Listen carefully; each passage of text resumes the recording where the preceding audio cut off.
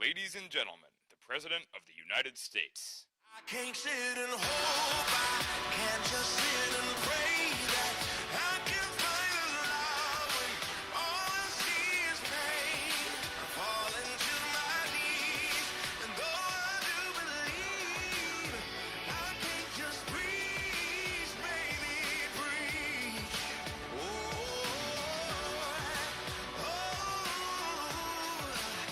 I can't just breathe, baby, breathe. And heaven knows I'm not helpless. But what can I do? Can't see the use in me. See an awful lot of good friends out there. Please have a seat if you have one.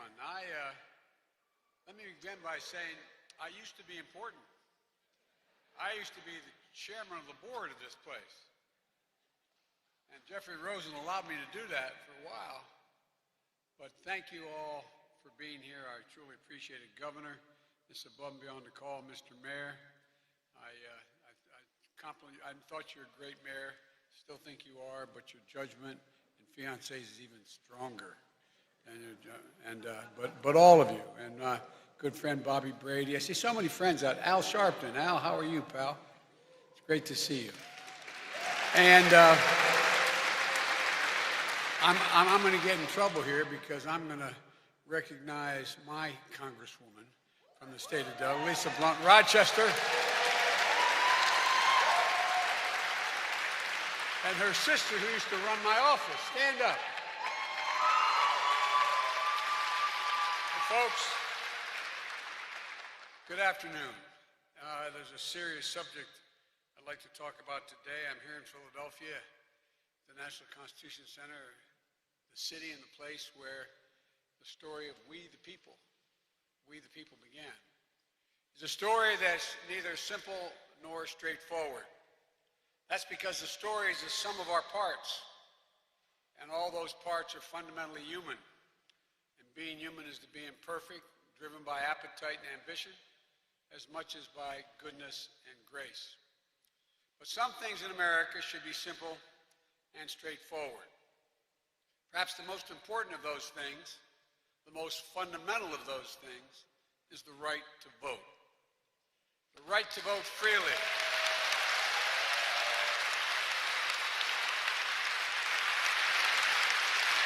The right to vote freely, the right to vote fairly, the right to have your vote counted.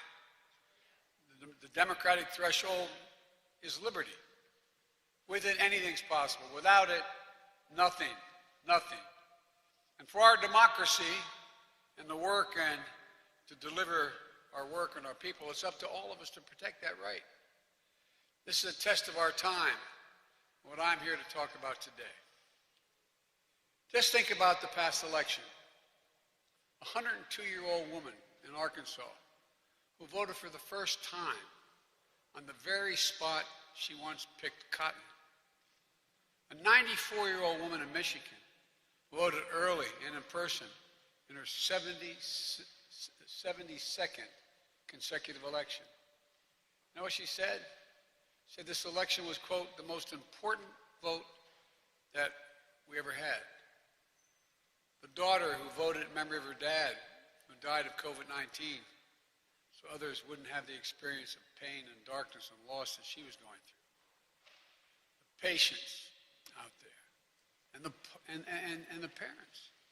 The parents who voted for school their children will learn in. Sons and daughters voted for the planet they're going to live on. Young people, just turning 18, and everyone who for the first time in their lives thought they could truly make a difference.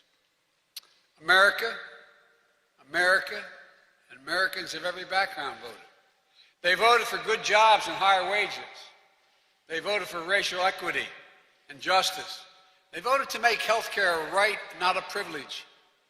And the reason that Americans went to vote and the lengths they went to vote, to be able to vote this past election, were absolutely extraordinary. In fact, the fact that so many election officials across the country made it easier and safer for them to be able to vote in the middle of a pandemic. It was remarkable.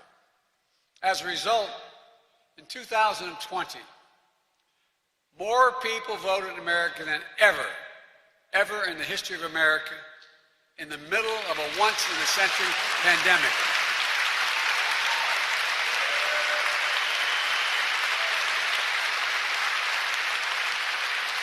All told, more than 150 Americans of every age, of every race, of every background exercised their right to vote. They voted early. They voted absentee. They voted in person. They voted by mail. They voted by drop box.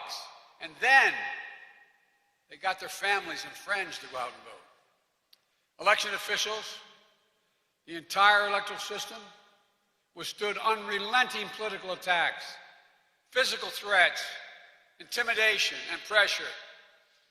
They did so with unyielding courage and faith in our democracy. With recount after recount after recount, court case after court case, the 2020 election was the most scrutinized election ever in American history. Challenge after challenge brought to local, state, and election officials, state legislatures, state and federal courts, even to the United States Supreme Court not once but twice. More than 80 judges, including those appointed by my predecessor, heard the arguments. In every case, neither cause nor evidence was found to undermine the national achievement of administering the historic election in the face of such extraordinary challenges. Audits, recounts were conducted in Arizona and Wisconsin. In Georgia, it was recounted 3 times. It's clear. For those who challenge the results and question the integrity of the election, no other election has ever been held under such scrutiny and such high standards. The big lie is just that, a big lie.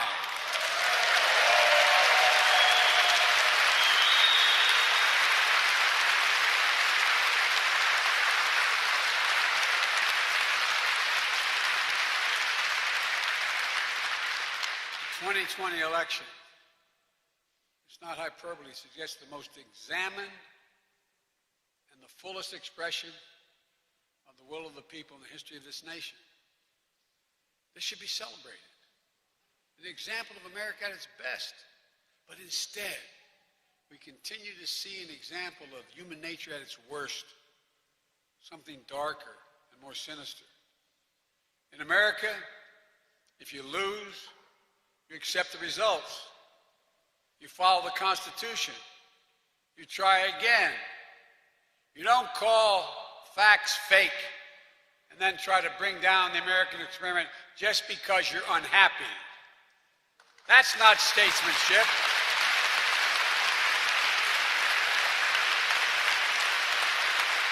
That's not statesmanship.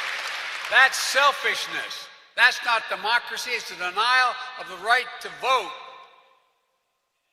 It suppresses. It subjugates. The denial of full and free and fair elections is the most un-American thing that any of us can imagine. The most undemocratic, the most unpatriotic, yet sadly, not unprecedented. From denying enslaved people full citizenship until the 13th, 14th, and 15th Amendments after the Civil War, to denying women the right to vote until the 19th Amendment 100 years ago, to poll taxes and literacy tests and the Ku Klux Klan campaigns of violence and terror that lasted into the 50s and 60s, to the Supreme Court decision in 2013, and then again just 2 weeks ago, a decision that weakened the landmark Voting Rights Act, to the willful attacks, election attacks in 2020, and then to a whole other level of threat, the violence and the deadly insurrection on the Capitol on January 6th. I just got back from Europe, speaking to the G7 and the NATO. They wonder, not a joke, they wonder, Gov, they ask me, is it going to be okay? citadel of democracy in the world, is it going to be okay? Time and again, we've weathered threats to the right to vote in free and fair elections. And each time we found a way to overcome. And that's what we must do today. Vice President Harris and I have spent our careers doing this work. And I've asked her to lead, to bring people together to protect the right to vote in our democracy. And it starts with continuing the fight to pass H.R. 1, the For the People Act.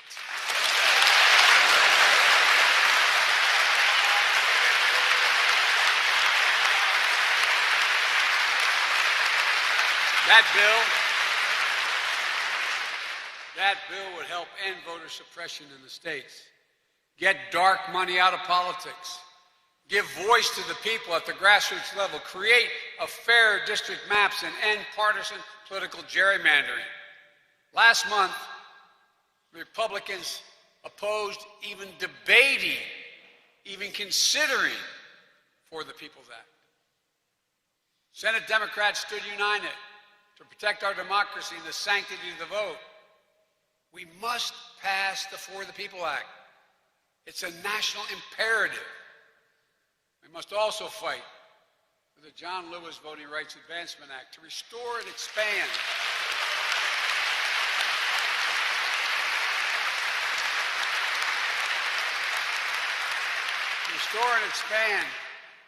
voting protections and prevent voter suppression. All the congresswomen and men here, there's a bunch of you. You knew John, many of you. Just weeks ago, the Supreme Court yet again weakened the Voting Rights Act and upheld what Justice Kagan called, quote, a significant race-based disparity in voting opportunities.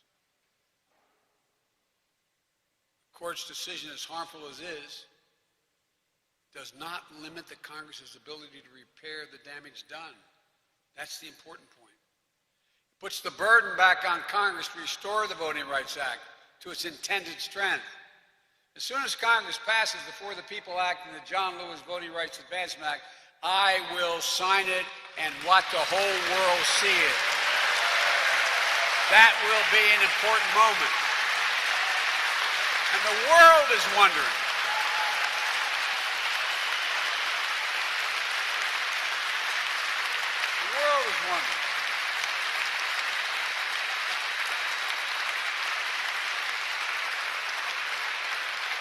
and Dwight knows what I'm talking about, for real. You know, the world is wondering, what is America going to do? But we also have to be clear-eyed about the obstruction we face. Legislation is one tool, but not the only tool. And it's not the only measure of our obligation to defend democracy today. For example, Attorney General Merrick Garland announced that the United States Department of Justice is going to be using its authorities to challenge the onslaught of state laws undermining voting rights in old and new ways. The focus will be on dismantling racially discriminatory laws, like the recent challenge to Georgia's vicious anti-voting law. The Department of Justice will do so with a voting rights division that my request is doubling its size and enforcement staff. Civil rights groups and other organizations have announced their plans to stay vigilant and challenge these odious laws in the courts. In Texas, for example, Republican-led state legislature wants to allow partisan poll watchers to intimidate voters and impartial poll workers. They want voters to dive further and be able to be in a position where they wonder who's watching them and intimidating them, to wait longer to vote, to drive a hell of a long way to get to vote. They want to make it so hard and inconvenient that they hope people don't vote at all. That's what this is about. This year alone, 17 states have enacted, not just proposed, but enacted, 28 new laws to make it harder for Americans to vote. Not to mention, and catch this, nearly 400 additional bills Republican members of the state legislatures are trying to pass. The 21st century Jim Crow assault is real. It's unrelenting. And we're going to challenge it vigorously. While this broad assault against voting rights is not unprecedented, it's taking on a new and literally pernicious forms. It's no longer just about who gets to vote or making it easier for eligible voters to vote. It's about who gets to count the vote. Who gets to count whether or not your vote counted at all. It's about moving from independent election administrators who work for the people to polarized state legislatures and partisan actors who work for political parties. To me, this is simple. This is election subversion. It's the most dangerous threat to voting and the integrity of free and fair elections in our history. Never before have they decided who gets to count. Count. What votes count. Some state legislators want to make it harder for you to vote. And if you vote, they want to be able to tell you your vote doesn't count for any reason they make up. They want the ability to reject the final count and ignore the will of the people if their preferred candidate loses. And they're trying, not only targeting people of color, they're targeting voters of all races and backgrounds. Just with a simple target. Who did not vote for them? That's the target. It's unconscionable. I mean, really, it's hard to declare just how critical this is. It's simply unconscionable. We've got to shore up our election system and address the threats to election subversion, not just from abroad, which I spent time with Putin talking about, but from home. From home. We must ask those who represent us at the federal, state, and local levels, will you deny the will of the people? Will you ignore their voices? We have to ask, are you on the side of truth or lies, fact or fiction, justice or injustice, democracy or autocracy? That's what it's coming down to. Which brings me perhaps the most important thing we have to do. We have to forge a coalition of Americans of every background and political party. The advocates, the students, the faith leaders, the labor leaders, the business executives, and raise the urgency of this moment. Because as much as people know they're screwing around with the election process, I don't think that most people think this is about who gets to count what vote counts. Literally, not figuratively. You vote for certain electors to vote for somebody for president. State legislature comes along under their proposal, and they say, no, we don't like those electors. We're going to appoint other electors. We're going to vote for the other guy or other woman. Because here's the deal. In 2020, democracy was put to a test. First by the pandemic, then by a desperate attempt to deny the reality and the results of the election, and then by violent and deadly insurrection on the Capitol, the citadel of our democracy. I've been around a long time in public life. I thought I've seen it all, or most of it all. But I never thought I'd see that for real. And in spite of what you see on television, and you saw it, you have senators saying it was just a day at the Capitol. Just people visiting the Capitol. Folks, but we met the test. Because of the extraordinary courage of elected officials, many of them Republicans, our court system, and those brave Capitol police officers, because of them, democracy held.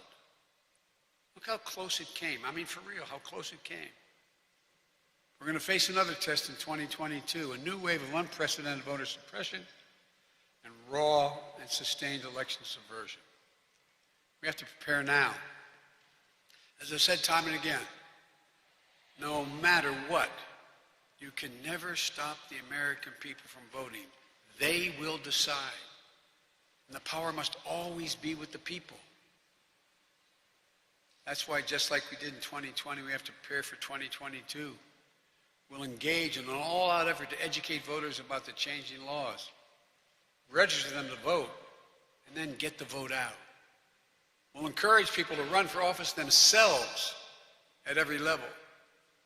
We'll be asking my Republican friends in Congress and states and cities and counties to stand up for God's sake and help prevent this concerted effort to undermine our elections and the sacred right to vote. Have you no shame? Whether it's stopping foreign interference in our elections or the spread of disinformation from within, we have to work together. Vice President Harris and I will be making it clear that there's real peril in making raw power, rather than the idea of liberty, the centerpiece of the common life. Founders understood this. The women of Seneca Falls understood this. The brave, heroic foot soldiers of the Civil Rights Movement understood this. So must we. This isn't about Democrats or Republicans. It's literally about who we are as Americans. It's that basic. It's about the kind of country we want today, the kind of country we want for our children and grandchildren tomorrow. And quite frankly, the whole world is watching.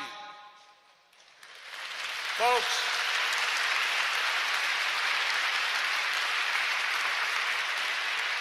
I'm not being sentimental. I'm not preaching to you. I'm just giving it to you straight, as I promised I would always do. Lay things out on the line and honor your trust with trust. So hear me clearly. There's an unfolding assault taking place in America today, an attempt to suppress and subvert the right to vote and fair and free elections. An assault on democracy, an assault on liberty, an assault on who we are as Americans. For make no mistake, bullies and merchants of fear, peddlers of lies, are threatening the very foundation of our country. It gives me no pleasure to say this. I never thought in my entire career I'd ever have to say it. But I swore an oath to you, to God, to preserve, protect, and defend the Constitution.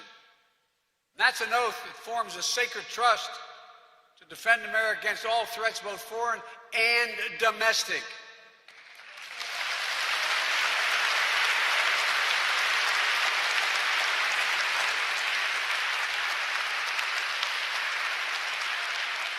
The assault on free and fair elections is just such a threat, literally.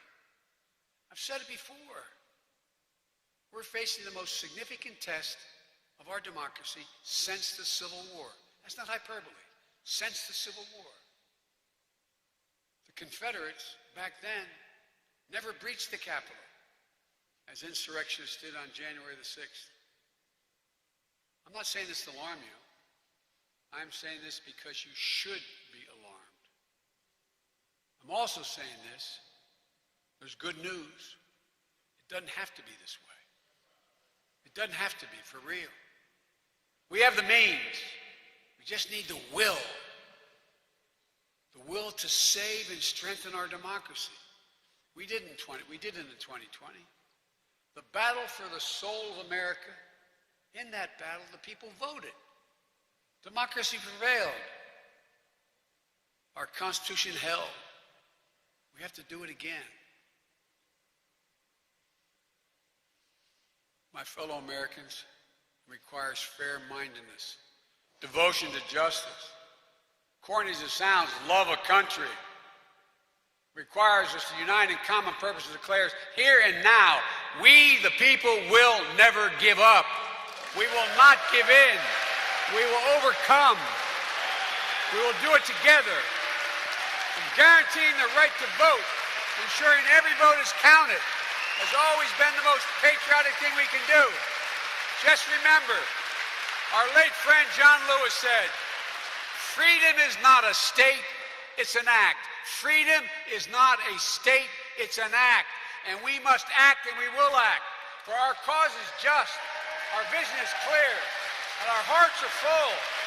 For we the people, for our democracy, for America itself, we must act. God bless you all, and may God protect our troops and all those who stand to watch over our democracy. But act. You've got to act. Thank you.